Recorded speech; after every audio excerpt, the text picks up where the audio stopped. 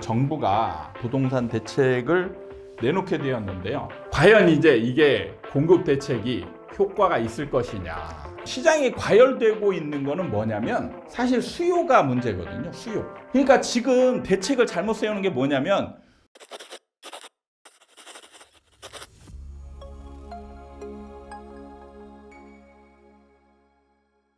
반갑습니다. 아파트 사이클 연구소 소장 이현철입니다. 서울 수도권 부동산 시장이 굉장히 이제 과열되는 조짐으로 시장이 움직이고 있습니다. 그래서 정부가 좀 과열된 시장을 조금 진정시키고자 부동산 대책을 내놓게 되었는데요. 주로 이제 공급 대책에 포커스가 좀 맞춰져 있습니다. 그래서 공급 대책이 어떤 것들이 나왔는지, 그리고 과연 이게 효과가 있을지, 이런 부분에 대해서 구체적으로 검토를 해보도록 하겠습니다. 그럼 내용을 보면 향후 6년간 서울 수도권에 총 42만 7천 호 이상의 주택과 신규 주택지를 공급한다. 이런 내용이 있습니다. 그래서 선호도 높은 지역에 21만 호를 추가 공급. 근데 여기서 이제 그린벨트를 해제해서 8만 호의 신규 주택지를 공급을 한다. 이렇게 발표를 했고요. 그 다음에 3기 신도시, 3기 신도시 등 수도권의 공공택지 토지를 이용해서 2만 호 공급을 하겠다. 이렇게 발표를 했고, 또 약간 특이한 대책은 비아파트, 아파트가 아닌, 그러니까 빌라나 오피스텔이나 뭐 이런 거겠죠. 그래서 11만 호 신축 매입 임대 신속 공급. 서울시장의 경우 시장 정상화까지 무제한적으로 공급하겠다. 무제한적으로 공급하겠다는 얘기는 무제한으로 사드리겠다 이거죠. 매입 임대니까. 그래서 신축, 구축, 매입 임대 종전 계획이 12만 호였는데 이거를 16만 호로 확대하겠다. 공급 계획 기확정된 21.7만 호 중 재개발, 재건축, 촉진 특례법 제정을 통해서 17.6만 호 3년 조기 착공, 수도권 미분양 주택 LH 매입을 통한 4만 1,000호 조기 공급. 과연 이제 이게 공급 대책이 효과가 있을 것이냐. 여러분들도 아마 구독자분들이 이런 생각을 하실 거예요. 정부가 공급 대책 한다? 이러면은 저걸로 시장 잡히겠어? 막 이런 느낌을 많이 가질 거예요. 왜냐하면 사실 이런 대책은 지금 윤석열 정부만 한 게 아니거든요. 매번 시장이 오른다고 할 때마다 정부가 공급 대책을 내놓습니다. 근데 한 번도 사실 효과를 본 적이 거의 없다 싶을 정도로 우리가 그런 체감을 하고 있으니까 이런 대책이 나올 때마다 효과 있을까? 이런 생각을 하게 돼요. 근데 그럼 왜 효과가 없을까? 이런 부분에 대해서 제가 한번 구체적으로 설명을 드리도록 하겠습니다. 크게 보면 이제 두 가지인데, 첫 번째는 시간의 미스매치입니다. 이게 뭐냐면 수요와 공급이잖아요. 지금 시장이 과열되고 있는 거는 뭐냐면 사실 수요가 문제거든요. 수요가 원래 이만큼 있던 느낌이었던 게 지금 이만큼으로 늘어난 느낌이에요. 수요가.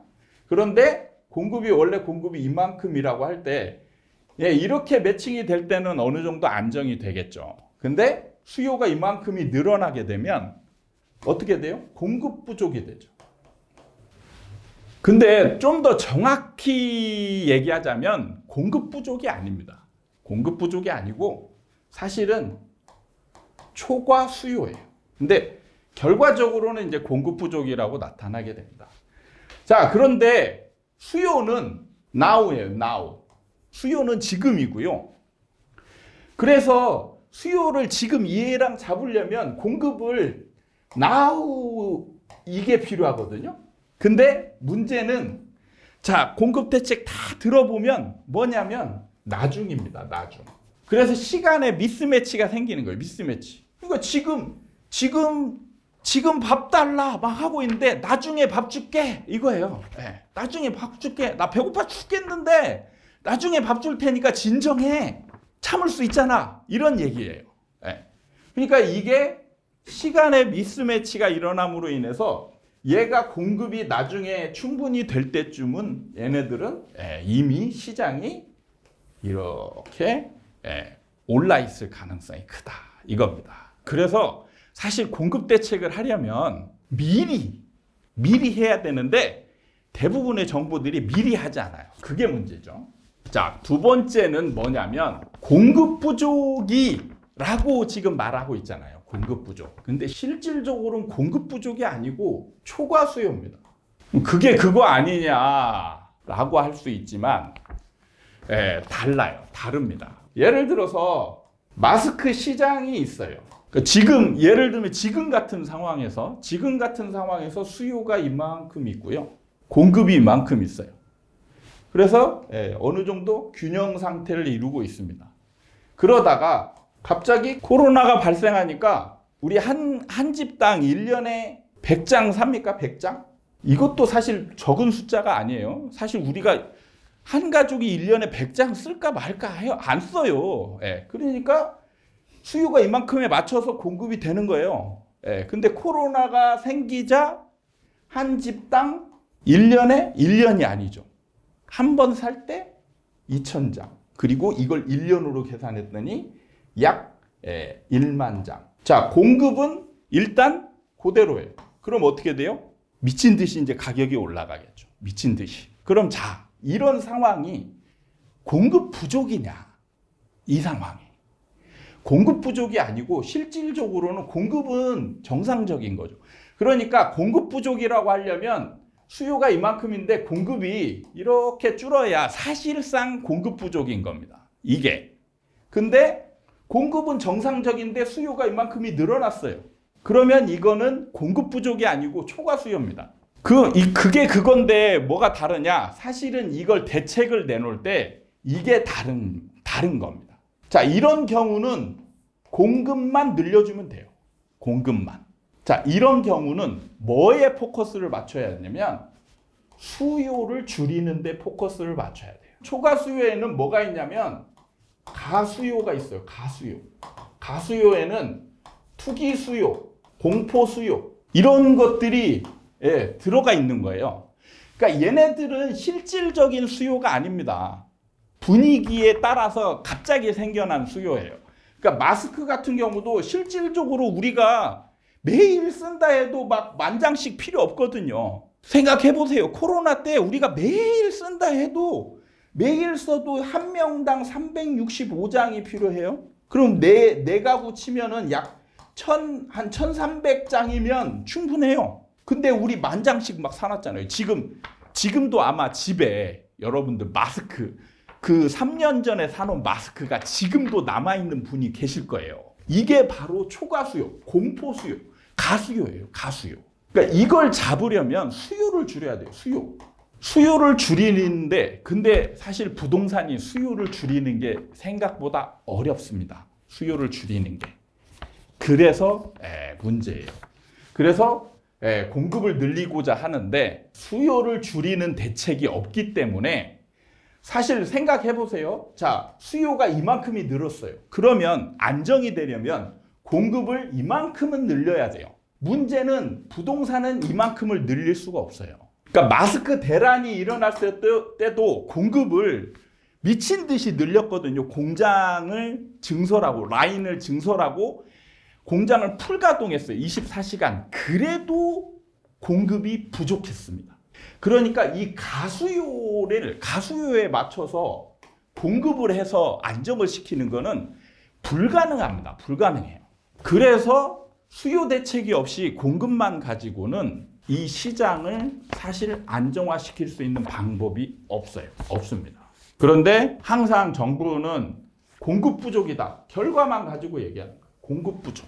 이거에만 포커스를 맞춰서 대책을 내놓는 거죠. 그래서 공급 부족이니까 공급을 늘리면 되겠지 라고 사실상 안이하게 생각하는 겁니다. 자, 이게 이제 이론적인 원론적인 내용이고요. 그 다음에 정부가 발표한 내용의 이제 허점들을 한 번씩 보겠습니다. 보면은 사실 이제 그린벨트를 해제해서 공급을 하겠다. 그 그린벨트는 뭐예요? 지금 일단 산입니다. 산. 사실 이 대표적인 사례가 우리 있습니다. 최근에 이명박 정부 때 내곡동, 세곡동 얘네들을 여기가 그 그린벨트였어요. 그린벨트였는데 여기를 그린벨트 해제하고 여기다가 아파트를 지어서 많은 아파트를 공급을 하겠다. 이렇게 해가지고 발표를 합니다. 그런데 2008년, 9년인가 이제 이렇게 계획이 나와요. 근데 2008년, 2009년도에는 이렇게 가다가 그냥 이제 지가 꺾입니다. 그러다가 나중에 이때 들어오거든요, 얘네가. 그래가지고 이때 들어와서 이때 더 강남을 폭락시켰어요. 그러니까 시간차가 이제 맞지 않는 거예요. 사실은 이때 공급이 필요하지 않아요. 왜? 시장이 꺾여가지고. 이미 시장이 꺾여서 공급이 필요 없는데 이때 준비해가지고 시간이 걸려서 이때 가니까 이때 공급이 됐는데 이때 안 팔렸어요. 미분양이 났습니다. 반값 아파트 싸거든요. 사실 실제로 이때 분양가가 어느 정도였냐면 5억이 안 됐어요. 실제로 4억대였어요. 4억대. 이때 강남이 사실 강남하고 이렇게 아주 멀지 않거든요. 멀지 않아요. 가까워요. 그래가지고 엄청 쌌어요. 이때 강남들은 10억 근처였습니다. 실제로. 그래서 진짜 반값 아파트였어요. 근데 사람들의 인식은 제가 그때 이제 강남 쪽에서 부동산을 직원으로 있었는데 이때 인식이 뭐였냐면 얘네들은 강남이 아니다. 이런 평이 있었어요. 강남이 아니다. 그 행정구역만 강남이지 강남이 아니다. 산이잖아. 산이잖아. 그러니까 산에다 지은 아파트가 무슨 강남이야. 뭐 이런. 근데 지금 가보면 살기 엄청 좋고 가격도 엄청 많이 올랐어요. 그때 당시에는 얘가 미분양이 났었습니다. 실제로 얘가 분양 단계, 집은 고사하고 분양 단계에 이르러도 최소 3년에서 4년 후가 됩니다. 그러면 2027년이나 28년쯤 분양을 하는 거예요. 그럼 입주는 언제 하냐? 30년에서 31년. 이미 이때는 시장이 끝났을 때예요. 시장이 끝났을 때. 이때에 얘네들이 시작한다. 그래서 지금의 상황하고는 매칭이 안 된다. 시간차가 생기는 부분이죠. 아까 원론적으로 얘기했을 때 시간차. 자, 두 번째는 3기 신도시. 3기 신도시는 실질적으로 지금 공급 역할을 바로 할 수 있어요. 왜냐하면 이미 이제 3기 신도시는 문재인 정부 때부터 이제 준비를 해왔던 거거든요. 그래서 지금 이미 택지 개발 다 돼 있고 이제 분양에 들어간 것도 있고 사전 청약을 받은 데도 있고 합니다. 그래서 3기 신도시 같은 경우는 정부가 노력만 하면 바로바로 공급이 될 수 있는 그런 현장들이에요. 그래서 3기 신도시를 최대한 늘리는 게 공급을 늘리는 효과로서는 가장 적절할 수 있다. 이렇게 볼 수 있고요. 세 번째, 비아파트 매입 임대. 자, 여기서의 문제는 뭐냐면요. 매매 시장과 임대 시장을 구별하지 않은 거예요. 지금은 매매 시장이 날린 거예요. 매매 시장. 매매 시장이 지금 난리잖아요. 그리고 수요도 매매 수요예요. 매매 수요. 근데 정부가 착각하는 게 뭐냐면 이걸 다 실거주라고 착각하는 거예요. 실거주. 매매든 임대든. 그러니까 실거주를 해결만 하면 이 수요가 줄어들 것이다. 이렇게 이제 착각을 하는데 그렇지가 않아요. 그래서 임대와 매매 시장이 과열될 때 매입 임대잖아요. 그리고 심지어는 이게 비아파트잖아요. 비아파트. 이게 문제다. 그래서 사실 이런 대책은 언제 나와야 되냐면 전세난. 근데 사실은 어떻게 보면 사실 전세난을 대비하는 대책으로는 어떻게 보면 훌륭할 수 있어요. 왜냐하면 제가 공급은 항상 늦으니까 조금 미리 정부가 대책을 내오면 좋다 이런 얘기를 했잖아요.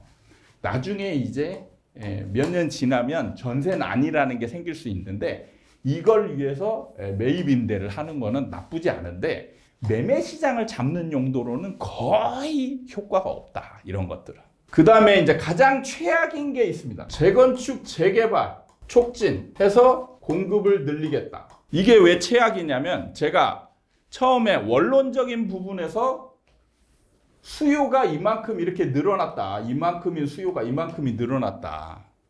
그리고 이거는 투기 수요, 공포 수요다. 이거는 뭐냐면 다 시세 차익용이에요. 이 사람들은 대부분 다 시세 차익용입니다. 말은 실거주라고 해요. 말은 실거주라고 해요. 실거주라고 해야 욕을 안 먹으니까 그래요. 근데 이 사람들이 그러면 22년에는 왜 안 샀냐? 22년에 더 쌌어요. 우리가 정상적인 실수로야라면 이럴 때 사야 돼요.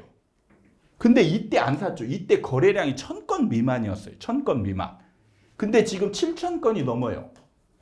2022년에 비해서 수요가 지금 7배, 8배가 늘은 거예요. 10배 가까이 늘었어요. 그럼 왜 하필은 비싸진 지금 사냐? 이게 바로 시세 차익용이에요. 올라갈 때 사는 거예요. 올라갈 것 같아야. 그러니까 떨어질 것 같은 때는 안 사요. 그게 바로 실거주를 가장한 시세 차익용이다. 이겁니다. 자, 근데 재개발, 재건축을 촉진한다. 그러면 재개발, 재건축 대상 아파트들이 있어요.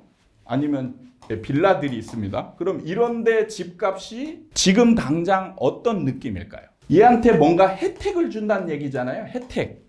그러면 수요가 지금 당장 수요는 일로 몰리는 거예요. 지금 당장 수요는 왜? 시세 차익용이니까. 자, 이 사람들 여기 들어가서 안 살아요. 이 사람들 여기 들어가서 안 살아요.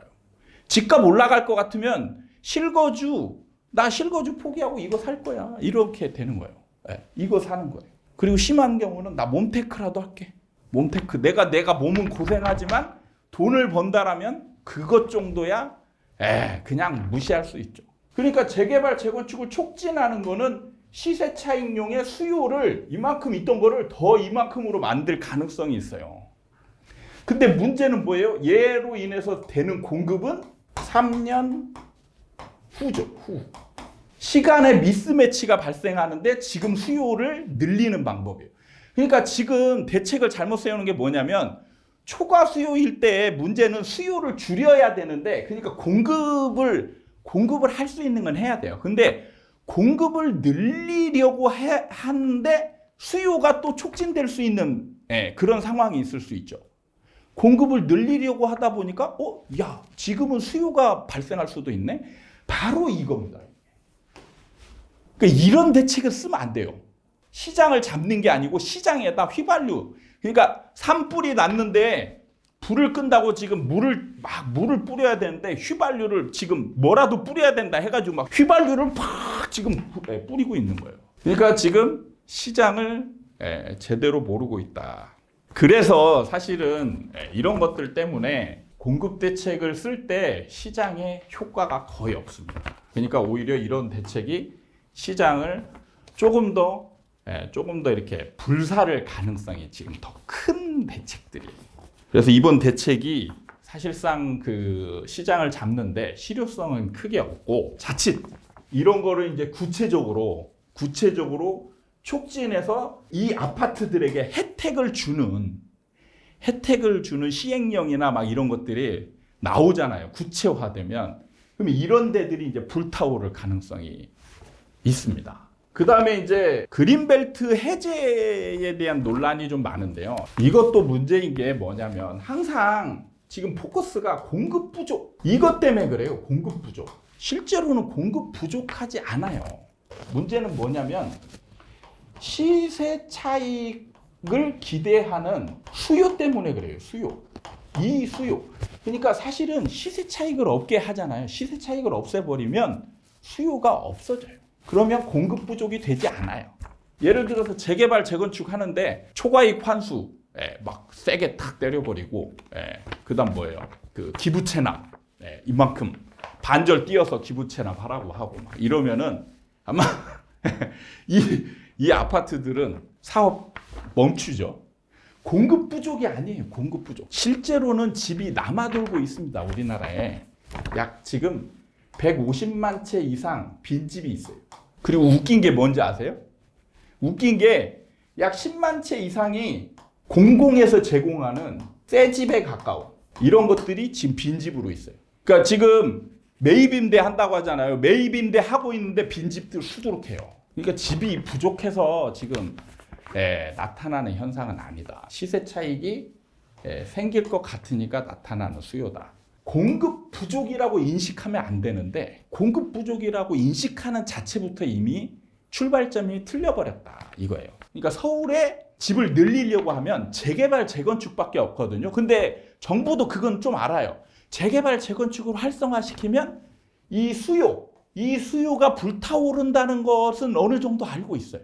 그러니까 재개발, 재건축은 조금 자제시키고 그럼 새로운 공급할 수 있는 거리가 뭐냐? 바로 그린벨트 해제입니다. 그래서 서울 가까운 땅을 개발을 해서 거기다 아파트를 지으면 되지 않겠냐 이거예요. 근데 사실 공급 부족하지 않고 시간의 미스매치 이것도 사실은 미리 준비해가지고 지금 막 그린벨트 지역에 분양하고 막 이러면은 어느 정도 효과는 있을 수 있습니다. 초과 수요라고 해도 공급 대책이 아예 없게 수요만 줄이는 정책을 쓰면 효과가 굉장히 약해질 수 있어요. 마스크 대란 때 뭘 했냐면 수요를 줄이기 위해서 했죠. 수요를 뭘로 줄였죠? 주민등록번호 뒷자리로 해가지고 한 사람당 10장 미만으로 살 수 있게 제한을 했잖아요. 그게 수요를 줄이는 정책입니다. 그리고 또 병행해서 뭘 했냐면 공급을 늘렸어요. 공급을 늘리려고 공장을 막 가동하다 보니까 원단이 부족했어요. 그래가지고 그때 뭐 했냐. 이재용 회장 외국으로 보내가지고 원단 부족하니까 어떻게든 구해오겠다. 이재용 회장이 도와줘가지고 그때 삼성 이미지 되게 좋아진 거 아니에요. 그러면서 공급을 늘리는 정책을 하면서 마스크 대란을 어느 정도 그때 잡았습니다. 근데 부동산은 공급을 늘릴 때 시간에 미스매치가 발생하니까 미리 준비해놓고 탁탁탁탁 해야 되는데 그걸 안 해놓는 거예요. 그걸 안 해놓으니까 지금 그린벨트 해제해봤자 시간에 미스매치가 발생해요. 그러니까 이거를 차라리 미리라도 근데 조용한데 또 그린벨트 해제한다고 하면 또 난리 나죠. 안 그래요? 조용한데 시장이 조용한데 그린벨트 해제해갖고 여기다 공급하겠다 발표해야 되거든요. 이런 거 조용히 할 수 없어요. 그러면 이제 문제는 시민단체에서 난리를 치겠죠. 시민단체에서. 그게 이제 사실상 어려운 점입니다. 나중에 도시를 위험하게 만들 수도 있는 그런 정책이라는 거예요. 왜냐하면 탄소가 나오면 주변에 공기를 흡수해 줄 숲이 필요하거든요. 그게 지금 서울 주변에 있는 그린벨트예요. 그래서 그린벨트는 누구도 못 건들게 해놨어요. 누구도. 근데 그거를 지금 대통령이 이렇게 해제를 한다. 근데 지금 윤석열 정부만의 문제가 아니고 역대 다 정부들이 다 그렇게 했어요. 그냥 급하니까 그린벨트 해제해라. 항상 이런 정책을 하는데 가장 위험한 발상이라는 거죠. 근데 공급 부족이냐 초과 수요냐 이것만 제대로 알아도 이런 정책 안 쓸 수 있거든요. 그 부분이 정부를 바라볼 때 제가 가장 아쉬운 부분입니다. 그러니까 사실 저는 정부 대책 나온다 그러면 사실 별로 기대하지 않습니다. 그러니까 수요를 잡을 대책이 있어야 되는데 수요를 잡을 대책은 뭐가 있어야 되냐면 세금이에요. 세금, 대출. 사실 이 두 가지밖에 없어요. 근데 지금은 세금이 사실 중과라든지 뭐 이런 것들이 있어가지고 더 늘리면 이제 어마어마한 반발에 직면하게 되고 대출은 이제 줄인다고 하죠. 이 부분에 대해서는 이제 구체적으로 한번 또 검토하는 시간을 가져보도록 하겠습니다. 그러니까 수요도 좀 줄이는 정책을 써야 되는데 지금 마땅히 수요를 줄이는 정책을 아주 강하게 할 만한 게 별로 없다. 이게 이제 문제라는 거예요. 그래서 사실 정부 입장을 보면 안타깝기도 한데 이거를 미리 좀 알고 있으면 대책을 세울 수도 있는 거를 약간 소 잃고 외양간 고치는 식으로 행동을 하는 부분에 있어서 정부에 대한 안타까움은 항상 존재하고 있다. 그래서 이번 공급 대책을 가지고 한번 굉장히 긴 시간 동안 저 지금 이 스튜디오 안에 소리 때문에 에어컨을 꺼놨더니 지금 막 땀이 막 나고 있어요. 제가 열변을 토했는데 여러분들에게 좀 도움이 됐으면 좋겠다 이런 생각을 하면서 뭐 궁금한 거나 이런 게 있으면 댓글에 좀 남겨주셔도 되고요. 다음에 좀 더 좋은 영상 그리고 여러분들에게 도움이 되는 영상으로 찾아뵙도록 노력하겠습니다. 감사합니다.